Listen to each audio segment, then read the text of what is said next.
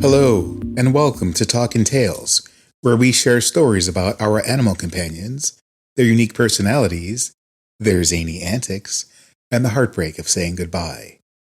I'm your host, Paul Barnett. In this episode, we'll learn about two wonderful ferrets named Morgan and Spunky.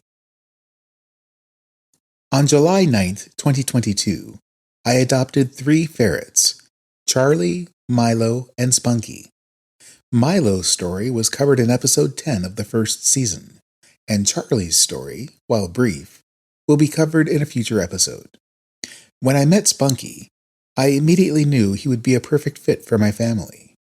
Handsome and playful, but reserved, he was friendly and got along with everyone.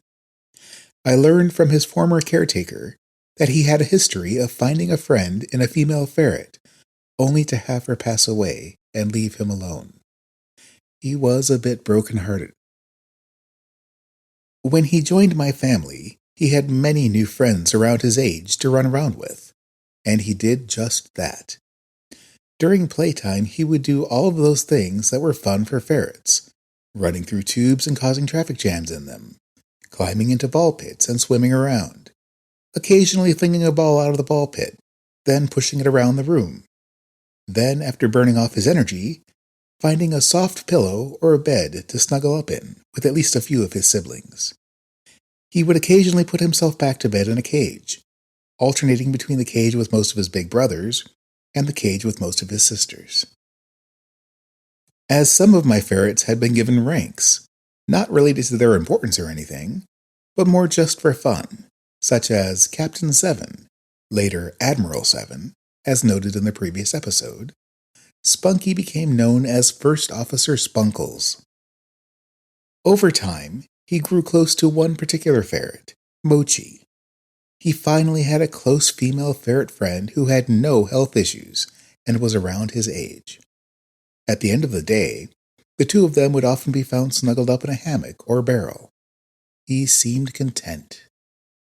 This friendship lasted for a good long time, but unlike his previous ones, this time it would be Spunky who left. In late November 2024, something was slightly off with Spunky. He appeared to be slowing down a bit. This wasn't too unexpected, as he was about to turn 7 years old. I scheduled him for a blood draw just to be sure there wasn't anything more nefarious going on. That procedure was scheduled for just a few days away, on Monday, December 2nd, 2024. On Friday, November 29th, however, Spunky grew more lethargic and, despite his love of soupies, declined to finish a bowl of them, as he had done every day for the past few months. Not wanting to wait until Monday, and with his regular vet's office closed for the holiday, I took him to an emergency exotic vet.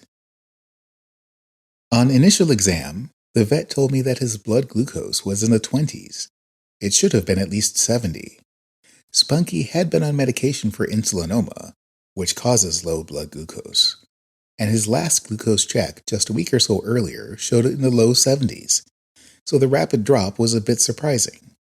But my initial reaction was that this was something that could be easily addressed with an increase in his medication. A short while later, the doctor came back with additional information. Spunky's kidney values were much too high. This was unexpected, but something I've dealt with before. I figured with fluids and supplements, we could get those values back down to a healthy range, and while he might need to remain on those supplements long term, this wouldn't be that big of a deal.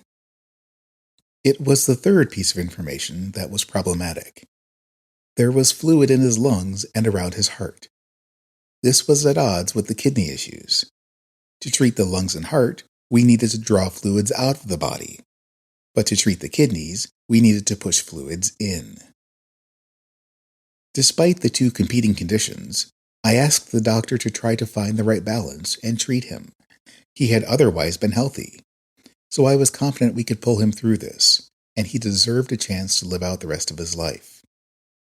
For 24 hours, they treated him, which included giving him dextrose intravenously to bring his blood sugar up.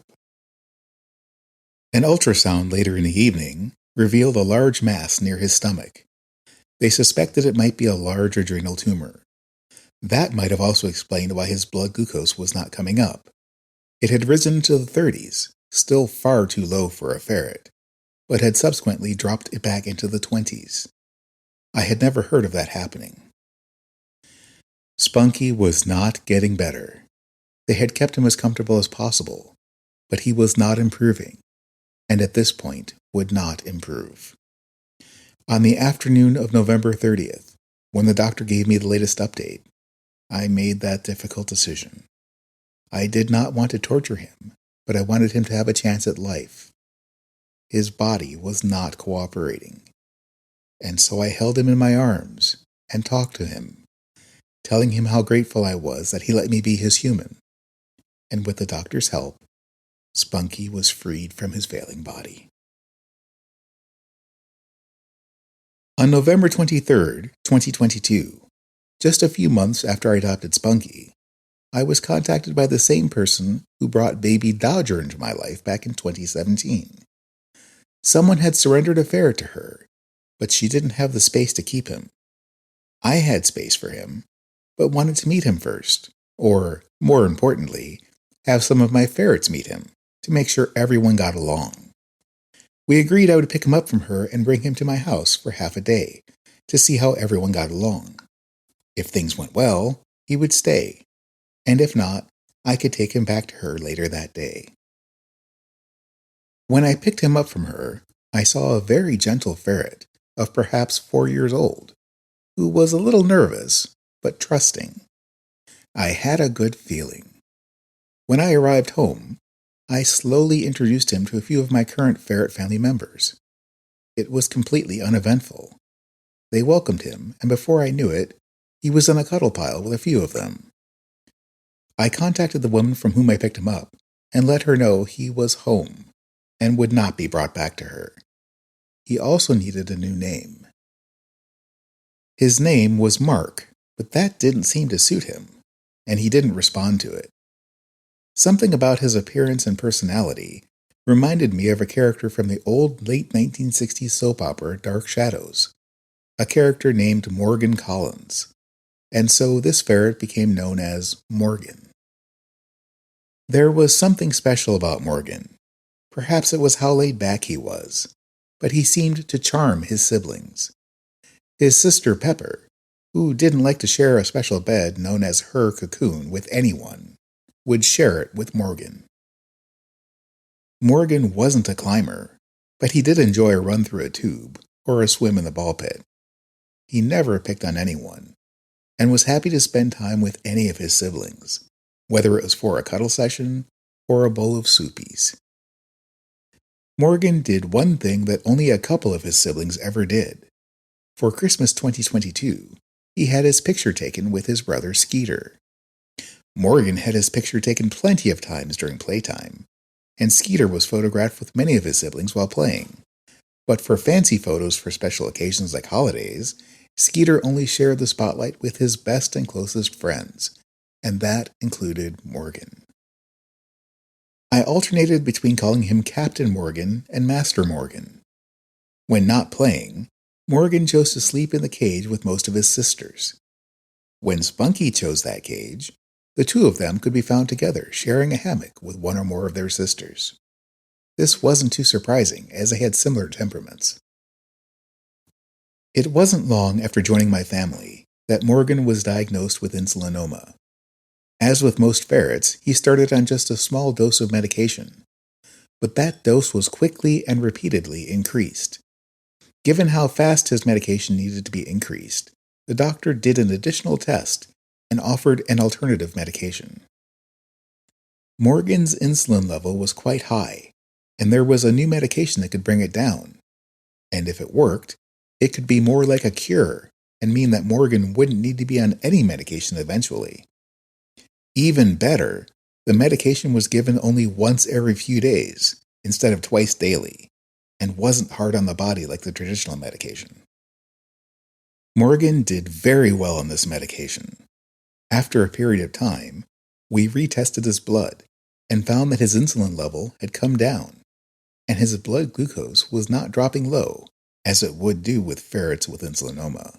This was great news. The hope was that we could decrease the dose and/or frequency of this new medication, and Morgan could live with normal blood glucose levels without medication. That was the hope, and we almost got there. On September 8th, 2024, Morgan appeared to have some kind of stroke. He couldn't hold his head up and was sometimes thrusting it back, which is suggestive of pain. Worse, he started having screaming seizures. If you've never heard an animal with screaming seizures, consider yourself lucky.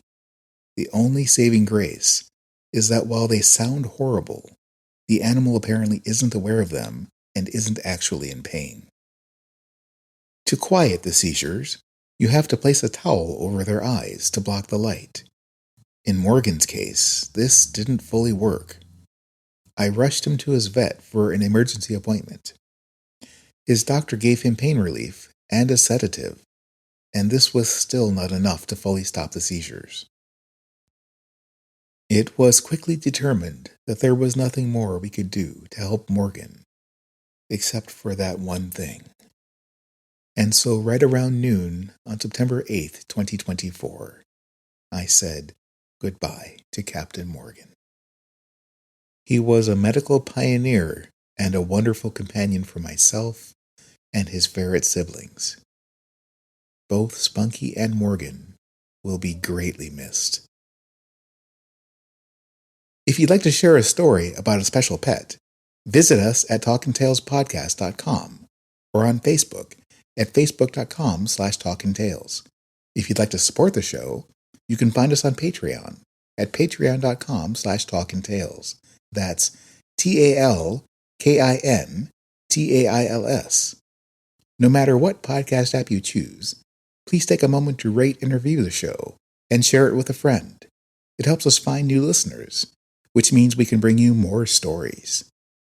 I also invite all the listeners of this podcast to listen to The Adventures of Skeeter, which is available as a separate podcast. The Adventures of Skeeter is a fun, fictionalized series based on real stories from Skeeter's life, done as an old-time radio show with sound effects, humor, and a fake ad at the start of every episode, where Skeeter or one of his siblings is advertising a ferret-related product or service inspired by their actual behaviors and obsessions. You can find The Adventures of Skeeter on all major podcast platforms, including Apple Podcasts, YouTube, Spotify, and more. Just search for The Adventures of Skeeter.